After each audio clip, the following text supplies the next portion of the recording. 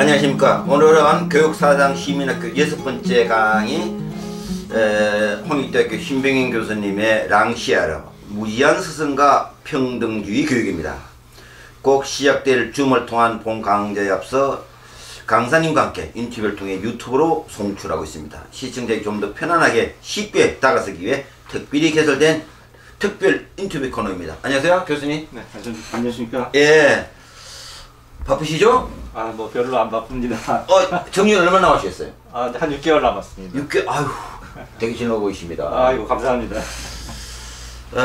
오늘은 정치철학자 프랑스 자크 랑시에르 이분의 책은 우리나라 거의 다 번역됐는데요. 프랑스 68혁명에도 참여하셨고 그의 스승인 알티스르 제자이라고도 하고 간단하게 그분의 삶과 사상을 이력 소개를 좀 해주셔야 되겠는데요. 랑시아르 책이 거의 우리말로 다 번역되어 있더라고요. 네.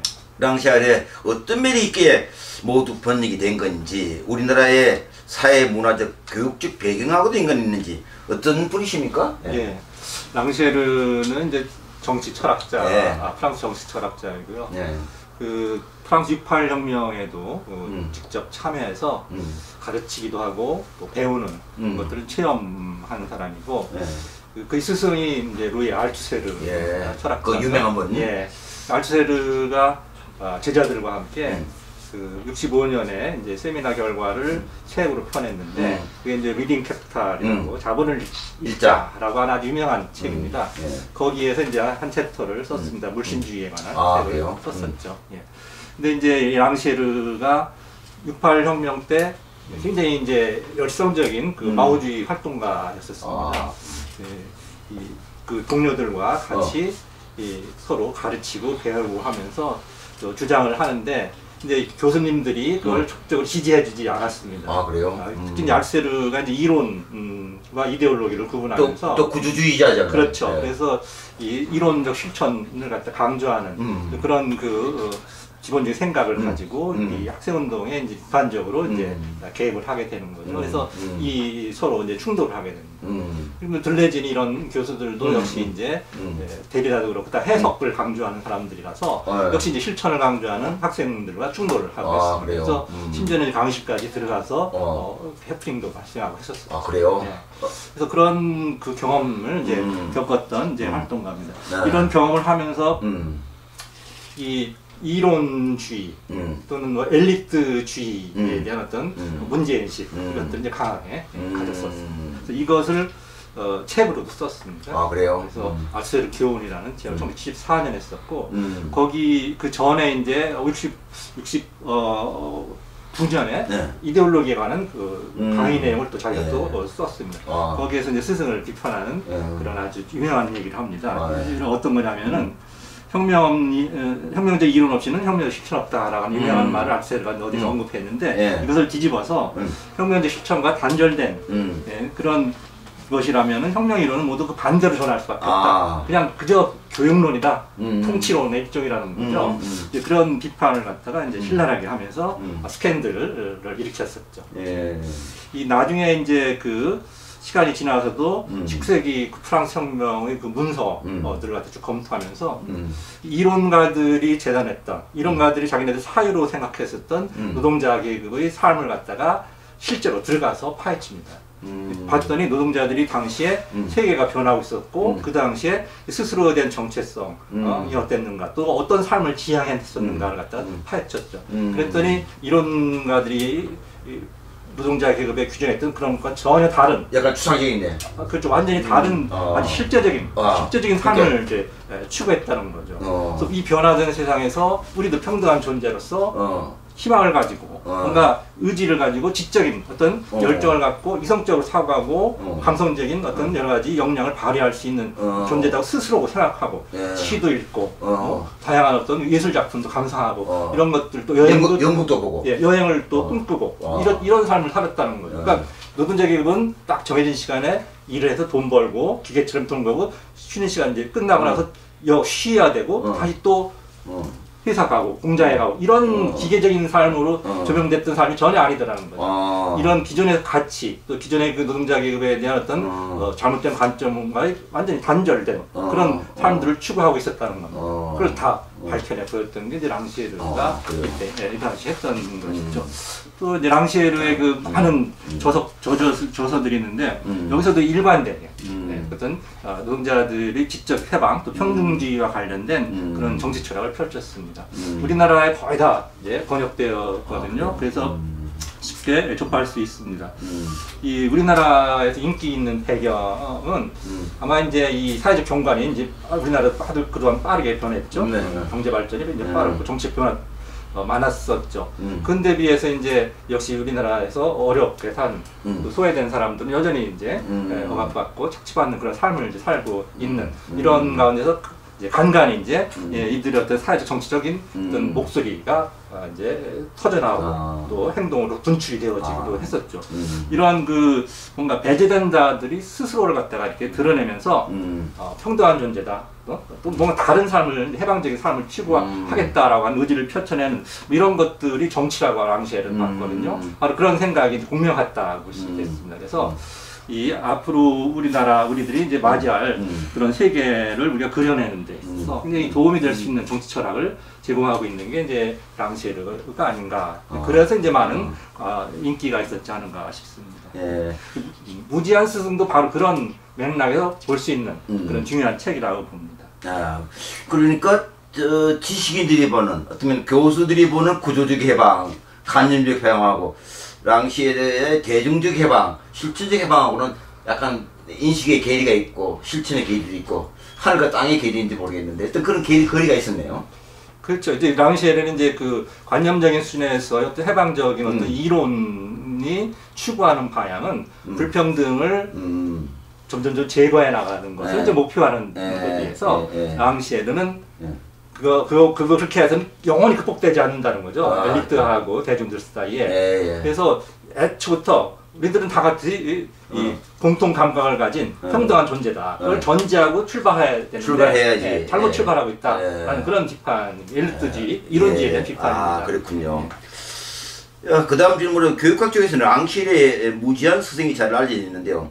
이 바보를 만드는 선생이 무지한 스승이고 또는 선생 또는 스승은 원래 아이들을 유식하도록 또 유능하게 똑똑하도록 성숙하도록 하는 역할을 하는 사람이 선생이고 스승인데 왜 무능의 연출을 통해서 이렇게 역설적인 논리를 피는지 우리가 이해가 잘 안 되는 부분인지 한번 설명해 보시겠어요? 선생님 말씀하셨듯이 아주 굉장히 의미심장 역설이 숨어 있습니다. 이 교육학에서는 이제 그렇게 생소하지 않은 그런 사실이라고 볼 수 있는데요. 이 어린아이들이 말을 배울 때, 모국어를 배울 때 누가 설명해 주지도 않고 자기 스스로 자율적으로 배우고 이 주위 사람들과 관계 맺으면서 점점점 이제 올바르게 이제 고쳐나가면서 말을 터득하게 되지 않습니까? 그런데 이렇게 자율적으로 스스로 이렇게 학습을 하는 똑똑한 학생이 아이가 학생이 되면 즉 학교에 들어가면은 선생님의 그 스승의 설명에 의존할 수밖에 없는 수동적인 존재로 이제 바뀐다는 것이 이제 중요한 역설입니다. 왜 이제 그런가가 이제 중요하죠. 왜 스승한테 의존할 수밖에 없는 의존적 바보가 되는가? 그 이유가 뭔가? 그거는 이제 가르침 또는 배움과 관련된 어떤 허구적인 원리 또는 어떤 통념 같은 것들이 이제 전반적으로 작용하기 때문에 그런 것이 아닌가라고 이제 랑시에르는 보는 겁니다. 그러니까 바보 만들기 원리의 기초에서 교육이 이루어진다는 거죠. 즉 그 설명자의 중심이었던 질서 속에서 아이들이 자율적인 그 학습자로서 아이가 들어가면서 수동적인 의존적인 아이로 이제 바뀐다는 겁니다. 근데 이런 설명자의 질서라는 것은 기존의 사회적 정치적 질서를 갖다가 또는 불평등의 질서를 합리화하는 그런 가르침의 질서, 권위를 가진 사회적 권위를 가진 스승의 질서라는 것이죠. 그래서 랑시는 그것을 보편적 가르침과 이제 대질시키면서 그 허구적 성격을 폭로하고 있습니다. 와, 그렇군요. 네. 랑시에르가 이제 그 자세히 검토했던 자코토 선생의 이제 얘기를 좀 말씀드리면요. 뭐 많이 이제 아시겠지만은 18세기 그 말경이죠. 그러니까 프랑스 혁명기입니다. 그러니까 이제 프랑스 디종에서 출생하셨고 교사, 교수, 변호사, 장교, 포병 장교까지 했습니다. 네, 또 주민들이 똑똑하다고 해서 국회의원까지 선출했어요. 아, 그래요? 이 정책 격변기고 왕정 복구가 되고 이러다 보니까 이제 이 추방됐죠. 그래서 벨기에로 망명을 하게 됐습니다. 아, 망명이 됐군요. 예, 그래서 이제 거기서 이제 정치적인 이유로 자기가 자발적으로 한 것이 아니라 정치적인 이유로 이제 프랑스어를 벨기에 학생들한테 그 학생들은 네덜란드어밖에 모르죠. 그래서 가르쳐야 했습니다. 아, 그래요? 근데 이제 이 벨기어 네덜란드어를 갖다가 랑시엘은 뭐 전혀 할 수 없었습니다. 하지 못했습니다. 그러니까 무지한 거죠. 네. 네덜란드어에 무지한 자코토 선생이 네. 이 프랑스어에 무지한 학생들에게 네. 프랑스어를 가르치는 그런 일을 하게 됐습니다. 가르치는 모양이에요? 예. 그래서 그걸 갖다가 할 때 중요한 텍스트 하나를 갖다가 구했습니다. 이게 이제 페랄롱의 이제 그 텔레마코스의 그 모험이라는 프랑스 네덜란드 그 대주 번역판 번역판 양쪽 다 있는 양쪽 거죠? 다 있는 거죠. 그걸 이제 통역을 통해서 이걸 아이들이 대주에서 읽게 하고 암기하게 하고 시켰습니다. 그래서 나중에는 이 학생들이 단어를 깨닫게 되고 문장을 깨닫게 되고 시를 짓고 긴 문장을 쓰는 식으로 이제 성장하게 됐어요. 그런 성공적인 그 가르침이 이제 많은 주목을 받고 논쟁거리가 되고 했었죠. 그때 이제 작두 선생의 어떤 설명자로서의 설명 같은 건 전혀 필요 없었습니다. 작두 선생은 설명하는 선생이 안 했던 것이죠. 설명 안 해도 스스로 그렇죠. 정식 통역을 통해서 문장을 이해했는 모양이에요. 스스로 했죠. 학생들이. 여러 이제 스승이 있고 가르침들도 있을 겁니다. 그러니까 매우 성실하고 열성적인 그런 애정이 많은 인간적인 스승들이 많이 있죠. 근데 이런 분들도 역시 이제 기본적으로는 이제 이 지적개방이나 뭐 평등을 전제하지 않고 기본적으로 이제 이 사회적인 용도에서 사회적으로 요구하는 그런 역할 또는 뭐 기능을 수행할 수 있는 그런 인재라고서 얘기하는 사람들을 양성하는 것을 이제 목적으로 하는 걸 이제 하고 있고 그것에 근거한 여러 가지 이제 그 접근, 체제와 제도적인 측면에서 양성을 이제 하는 것을 목적으로 하고 있습니다. 그러니까 과학자 또는 엘리트 또는 뭐 경영자 뭐 이런 사람들을 통치하는 사람들을 이제 양성하는 그걸 이제 목적으로 하고 있다는 거죠. 방법에서도 이제 이 정해진 가르쳐야 할 내용이 있고 이 내용은 스승만이 합니다. 학생들은 모르죠. 근데 모국어는 학생들이 뭘 배워야 할지 알죠. 어머니, 아빠, 아버지 얘기하는 말을 배우는 거니까. 근데 여기는 학생은 모릅니다. 뭘 배울지. 그 모르지만은 우리 선생님의 스승만 그것을 알고 학생들한테 가르쳐주고 스승이 정해진 기준에 도달했는지 도달하지 못했는지 거리를 측정합니다. 그래서 그 거리에 근거해서 우수한 학생과 열등한 학생을 갖다가 위계 서열을 정하게 되고 이제 하죠. 평가하는 것이죠. 그래서 이제 학생들은 유식, 무식, 성숙, 미성숙, 유능, 무능, 똑똑한 아이, 바보 같은 아이 등으로 분할되어지고 지능도 열등한 지능, 우월한 지능으로 이제 분할이 되어지는 거죠. 그래서 이 위계 속에 지적인 위계 속에서 즉 스승을 정점으로 하는 지적인 위계인 것이죠. 스승의 지능에 종속된 채 아이들은 위계에 이제 위치하게 되고 거기서 낮은 지위에 있는 아이들은 열등함 또는 이제 바보된 느낌, 열등의 정령을 이제 갖게 된다는 거죠. 그러니까 이제 이런 어떤 지적인 위계의 체계가 사회의 불평등한 위계적 구조화에 상응하는 교육의 어떤 체계라고 볼 수 있지 않겠습니까? 그래서 스승은 곧 사적으로 이제 위계를 설정하는 권위적인 존재가 되는 거죠. 아, 그렇군요. 그 말씀을 들으니까 두 가지가 생각나는데 소크라테스는 너 자신을 알라 하고 말했는데 너 자신을 알라고 그랬는데 뭐 스승은 알고 유식하고 대중은 모르기 때문에 깨우친 존재인데 이분은 어떤 면에서는 가르친 자가 배운 자가 될 수 있고 배운 자가 또 가르친 자가 될 수 있는 역설도 가능하고 역전이 가능한 그런 뒤집기 논리가 가능하겠네요. 그렇죠. 예. 우리들이 이제 많이 이제 알고 있는 그런 예가 있지 않습니까? 이제 한석봉 선생님의 이제 어머니. 한석봉 선생님 어머니는 떡장수를 하면서 아들을 갖다가 공부시켰죠. 근데 이제 아들이 공부 다 했다고 들여왔는데 불 끄라. 불 끄라. 나는 떡을 쓸 테니까 너는 글씨를 써라. 어머니는 이제 한문을 전형으로 한자도 모르는 어머니는 오직 떡만. 불 끄고 떡을 이제 쓰셨고 글씨를 썼는데 불을 켜서 봤더니 한석봉의 글씨는 지렁이가 기어가 듯한 글씨였었고 어머니는 아주 기가 막히게 깔끔하게 떡을 고르게 쓰셨던 거죠. 어머니의 떡 그것은 하나의 텍스트입니다. 미술 작품 같은 것이죠. 이거 하나의 그 책과 같은 것이고 그것을 보고 한석봉은 알게 된 거죠. 내가 얼마나 어떤 상태, 어떻게 노력해서 어느 상태까지 가야 될지를 본 거죠. 이제. 거기에 도달하기 위해서 다시 산으로 가서 노력해서 대가가 된 거죠. 그러니까 이제 그런 예가 있습니다. 그러니까 전혀 다른 보편적인 가르침이라고 소위 얘기하는 그 랑시에르가 작도 선생의 예를 가지고 들었던 예가 우리나라 우리 주위에서도 늘 볼 수 있는 그런 거라는 거죠. 가르치는 자의 오만, 지배하는 자의 오만을 상당히 깨뚫고 있는 그런 말씀 같은데 겸손해야 되겠네요. 아유 참 교수님 말씀드리니까 랑시에르의 무제한 스승의 논리를 잘 알 수 있겠네요. 결국은 설명하는 스승의 질서, 해설하는 스승의 질서를 재생산하는 이 기제가 또 문제네요. 설명자의 질서는 또 선생의 질서이고 또 국가의 질서이기도 하고 지배자의 질서이고 또 파시즘의 질서이기도 하고 왜 선생은 이런 질서 자꾸 강조하죠? 무슨 이유라도 있나요? 왜 그 시대 상황이 뭐 있기 때문에 이 역설적인 논리를 하는 거겠죠?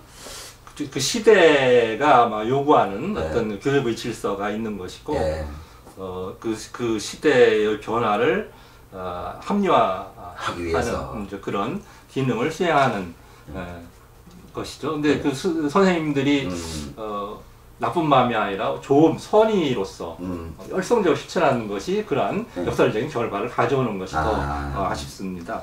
근데 이런 그 상황은 자본주의 발달 이 초기 또 나가서 정착기에 이제 중요한 사회적인 이슈였었습니다.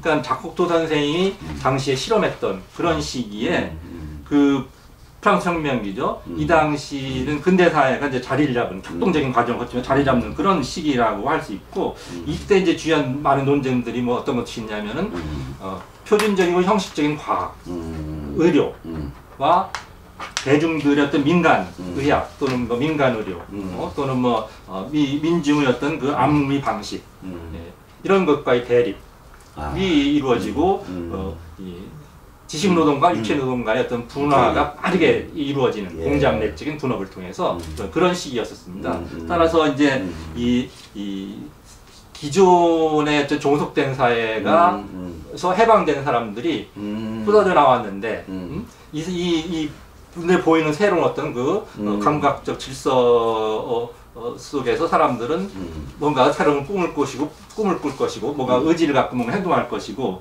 또 다 평등하게 뭔가 자기의 어떤 그 이성을 구사하고 감성적인 향유를 하려고 노력을 할 거라는 거죠. 근데 이제 이런 근데 민중들이 평등하게 참여하려는 시도를 했다는 거죠. 이것과 엘리트와 또는 이제 보수적인 그런 관점들이 충돌했었던 어떤 사회를 앞으로 만들어갈 것인가, 어떻게 근대 사회를 만들어갈 것인가를 둘러싼 견해와 힘들이 충돌했던 그런 시기에 이런 일들이 벌어졌던 거죠. 이게 이제 수업들마다 벌어지는 것이죠. 강의들마다. 어떻게 보면은 그 기존에 있는 그 이성주의에 대한 대항으로서 실물주의, 강박주의, 또는 자연주의 뭐 이런 거를 또 말할 수 있는데 일단 긴장이 많았던 모양이군요. 랑시에르는 경제적, 물적 평등을 강조하기보다는 어떻게 보면 지능의 평등, 참 말하기 잘 안 쓰는 용어인데 지능의 평등이 되지 않으면 결국 해방이 안 된다는 거 아니겠어요? 경제의 평등을 통해서는 교육의 기회균등을 아무리 주어져도 세계를 인식하는 감각을 포함하네요. 아동의 지능을 평등하지 못한다는, 그러니까 경제적 평등이 이루어지더라도 지능의 평등이 이루어지지 못한다고 하는 이 선생님들의 질서, 지배자의 질서, 이거에 들어있는 것 같습니다. 이전에 진보적 교육개혁론과는 좀 다른 주장을 하고 있는데요. 이런 주장을 하게 된, 앞으로도 말씀하시지만 한 번 더 부연해서 말씀 좀 해주겠어요? 이 보편적 가르침이라고 하는 건 기본적으로 이제 평등을 전제하고 서로 무지한 가운데서 무지한 가운데서 이 지식의 종속으로부터 지능의 종속으로부터 벗어나서 해방되어지는 해방된 상태에서 스승이 의지 강제 속에서 아이가 자율적으로 자기의 어떤 지능을 구사하는 뭔가를 배워가는 그런 그 과정이라고 할 수 있습니다. 그래서 이제 거기서 평등이라고 하는 것은 아주 그 기본적인 것이고 중요한 것이죠. 그래서 따라서 이 평등은 개인이 확신을 갖고 이제 그 배움의 과정에서 이걸 작동해야 되는 굉장히 주관적으로 몰입된 가운데서 평등에 대한 생각이 이루어져야 된다는 거죠. 근데 이 비판적 교육 실천 현장에서도 이제 평등과 자유들이 강조되고 하지만은 대체로 이제 그것이 교육 실천이 전제가 아니고 시발점, 출발점이 아니고 시발점이 아니고 결과로서 상정되는 경우가 대부분이라는 거죠. 그렇죠. 예. 실제로 이제 프랑스에서 이제 이 진보개혁 논쟁이 이제 있었고 교육을 통해서 불평등을 어떻게 감소시키자라는 그런 관심에서 다양한 논의가 있었는데 그때 이제 영향을 끼쳤던 인물이 이제 피에르 부르디유, 피에르 부르디유의 재생산 또 이 구별 이런 책들이 이제 중요한 이론적인 배경이 됐었습니다. 부르디유가 얘기하는 것은 이제 피지배 계급에 대한 어떤 상징 폭력에 관한 내용이고 이 피지배 계급이 교육 속에서 그걸 갖다가 이제 체화시킨다는 거죠. 그래서 성향의 책에서 아비투스가 형성된다는 겁니다. 항구적인 성향, 그렇죠. 취향. 네. 그것이 국가기구에서 의도하는 바라는 겁니다. 이 사회에 적용시키기 위한. 교묘하게. 그렇죠. 이 계급구조를 재생산하는 그런 교육이라는 보이지 않는 지배네. 네. 네. 그래서 이제 그것을 갖다가 어떻게 이제 좀 반영해서 개혁주의자들이 이제 뭔가 이제 이 불평등을 줄이는 어떤 프로그램을 이제 개발하고 시도했던 것이죠. 그 과정에 이제 다양한 하위 문화들이 이제 고려되어지고 동등한 어떤 비중을 이제 이 교육 내용에 추가되고 했던 모양입니다. 그런 과정 또 고급 문화가 또 많이 이제 줄어들고 했던 것 같아요, 교육이. 근데 이제 이것에 대해서 또 보수적인 사람들이 또 이제 이 공정한 그런 보편적인 어떤 기회를 제공해줘야 된다. 또 개입을 하게 됩니다.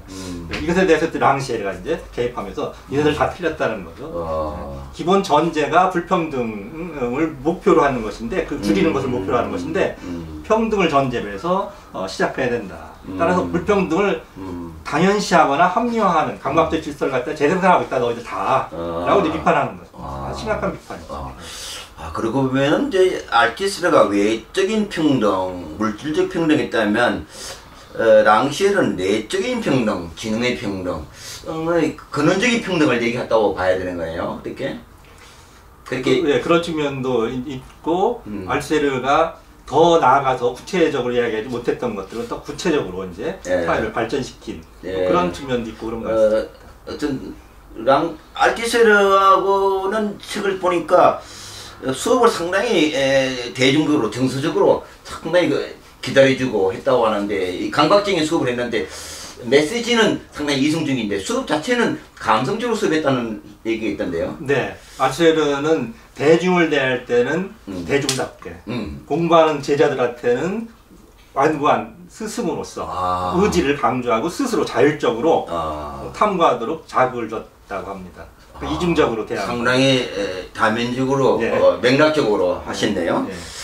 야, 그렇다면 랑시엘은 그러면 근본적으로 우리가 늘 보는 스승상하고는 다르게 가르치는 스승이라기보다는 어떻게 보면 배우는 스승으로도 볼 수 있는데 신 교수님 왕관 스승을 언급하는데 이 왕관 스승이 또 무슨 고집센 스승은 아닌 것 같아요. 고집센 스승입니다. 고집습니까? 그게 뭐냐면 이제 보편적 가르침에서 얘기하는 스승님은 구하는 일을 계속하도록 계속하도록 강제하는 아주 완고하게 그러니까 어머니가 아기가 말을 할 때 배울 때 할 수 있는 것은 뭐 언어를 설명하고 그러지 않습니다. 그죠?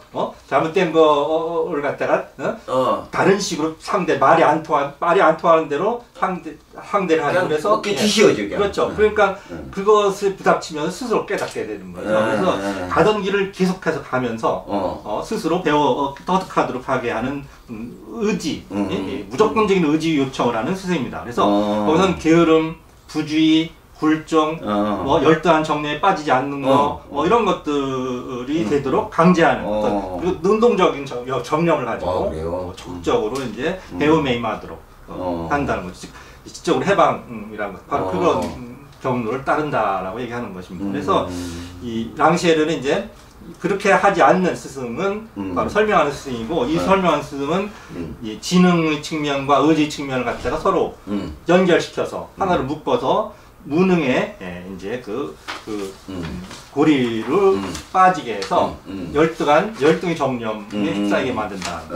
반면에 이제 보편적 가르침에서는 의지하고 이제 지능의 고리를 분리시켜서 지능은 학습자가 갖고 학습자가 자율적으로 하고 스승이 의지를 가지고 의지 관계 속에서 강제를 하는 것이죠. 그래서 거기서 생겨나는 것이 역량의 고리라고 이제 이야기를 합니다.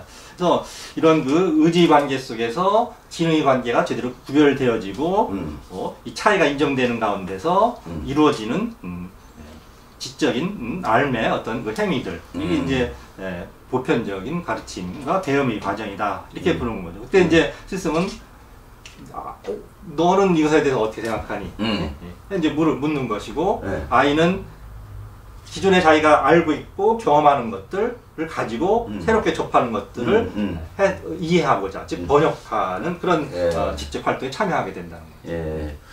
그러니까 쭉 얘기 들어보니까 랑시에르는 좀 자연주의적인 느낌도 있고 대중적인 느낌도 있고 감성주의적인 것도 있고 또 아나키즘적 속성도 보이는데 맞습니까? 네, 그렇습니다.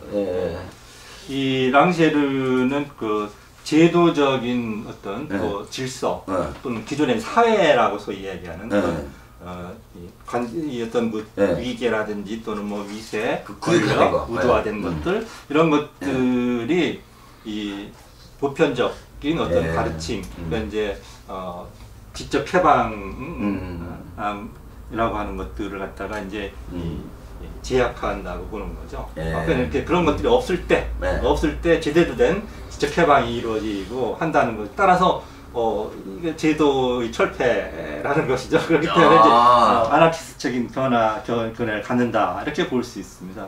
이 랑시에르는 완고한 스승, 그리고 좋은 텍스트. 이 텍스트는 이제 책뿐만 아니라 이제 주위의 사람들, 또 문화, 또 예술 작품 다 포함되어 있습니다. 그리고 이 의지를 강제할 수 있는 그런 어떤 환경, 즉 사회적 중력이 작용하지 않아서 강제할 수 있는, 스승이 강제할 수 있는 어떤 그런 평등과 해방의 어떤 민주적인 공동체, 이런 것들이 이제 있다면은 좋은 교육이 될 것이다. 즉 이들이 다 모두 좋은 스승이 될 수 있다, 이렇게 보는 것 같습니다. 야, 그러려면 랑시에르가 제시하는 대중이 되려면 엄청나게 자기 해방을 위한 노력을 또 해야 되겠는데요?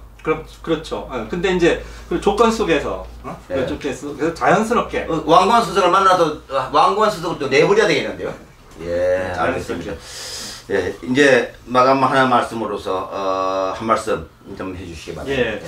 사실 많은 생각이 듭니다. 선생님 덕분에 이렇게 또 시민사상 강좌 덕분에 다시 이렇게 랑시에르에 대한 검토했던 내용들을 이제 다시 살펴볼 기회를 갖게 되었습니다.